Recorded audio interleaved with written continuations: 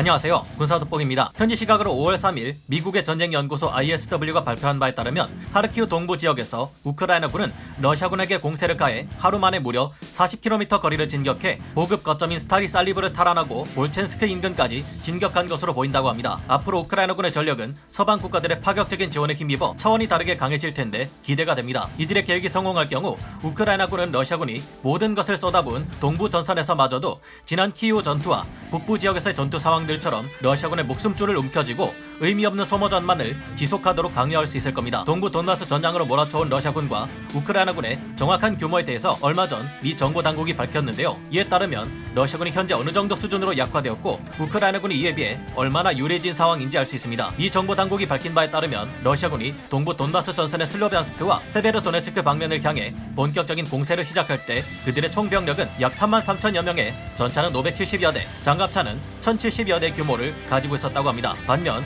우크라이나 측은 23,000여 명의 병력과 300대의 전차, 500대의 장갑차로 이루어진 병력으로 맞섰다고 하는데요. 단순 비교만으로 볼 때 확실히 러시아군이 병력은 몰라도 장비 면에서는 확실히 우크라이나군 장비와 무기들의 2배 가까운 물량을 보유하고 있던 것을 알 수 있습니다. 하지만 병력 숫자에서는 의외로 그리 큰 차이를 보이지 못하고 있다는 것을 알 수 있는데요. 보통 각자 가지고 있는 무기체계들의 성능과 위력이 비슷하다고 가정했을 경우에 공세를 취하는 입장에서는 방어군의 숫자보다 3배 이상 많은 병력을 갖추고 있어야 하는 것으로 알려져 있지만 실상 드러난 러시아군의 숫자는 그리 대단치 않은 셈입니다. 게다가 러시아군은 공세를 취하는 입장에서 참호에 숨어 효율적으로 싸우는 우크라이나군에 비해서는 불리한 전투를 무리하게 진행하다가 더욱 큰 피해가 누적되어 왔던 것으로 그동안 계속해서 여러분께 말씀드렸는데요. 게다가 우크라이나군 전차 300대와 장갑차 500여 대라는 수치는 아직 하르키우 외곽에 배치된 우크라이나군의 전차 여단 그리고 나토 및 유럽 국가들로부터 지원되는 수백 대의 전차 물량을 포함시키지 않은 수치라고 합니다. 우크라이나 정부 당국과 영국 국방부를 비롯해 미국 싱크탱크 등에서도 2주간 무리한 공세를 퍼부으며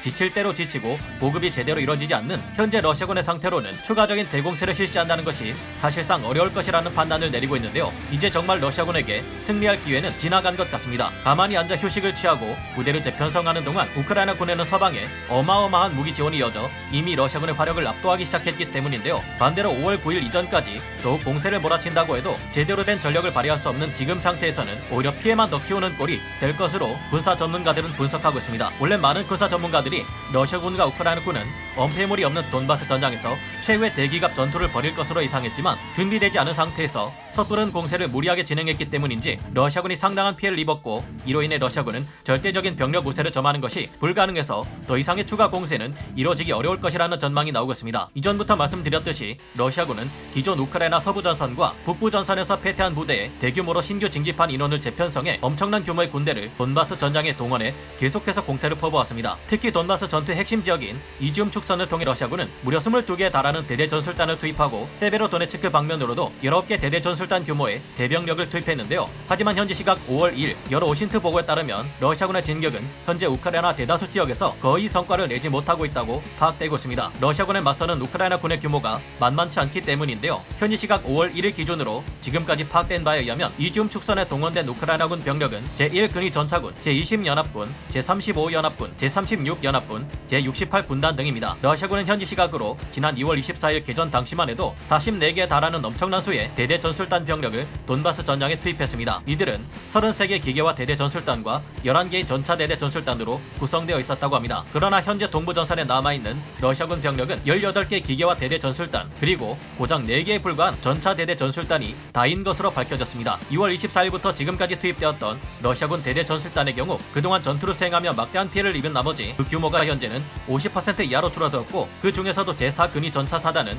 4개 전차 대대 전술단 중 1개 전차 대대 전술단만 남은 채 다른 모두가 사라져버렸습니다. 보통 1개 대대 전술단은 1000명 정도의 규모를 가지고 있지만 미 정보 당국의 발표에 따르면 현재 러시아군 대대 전술단들은 병력이 크게 줄어들어 이보다 훨씬 작은 병력만 남아있고 장비 손실 또한 막대한 것으로 알려져 왔다는 점이 문제인데요. 물론 이론은 부족하기 때문에 러시아군에서도 극동 지역의 68군단을 비롯해 다른 군간구에서 차출한 대대 전술단 병력을 추가로 편성해 공세에 동원했지만 현재 5월 3일까지 우크라이나군의 누적된 전과를 살펴보면 러시아 전차만 해도 총 1062대를 격파하거나 노획했습니다. 장갑 차량을 비롯한 러시아군의 각종 전술 차량은 4,420대 이상 파괴되거나 노획된 상태인데요. 이런 와중에 우크라이나군이 하르키우에서 러시아군 3만 명을 포위해 섬멸하려는 야심찬 계획을 실행에 옮기고 있는 것입니다. 부디 우크라이나군의 이 계획이 잘 진행되어 마지막 남은 러시아군의 공세 능력마저 완전히 없앨 수 있기를 기원해 봅니다. 오늘 군사 돋보기 여기서 마치고요. 다음 시간에 다시 돌아오겠습니다. 감사합니다. 전문가는 아니지만 해당 분야의 정보를 조사 정리했습니다. 본의 아니게 틀린 부분이 있을 수 있다는 점 양해해 주시면 감사하겠습니다. 영상을 재밌게 보셨다면 구독, 좋아요,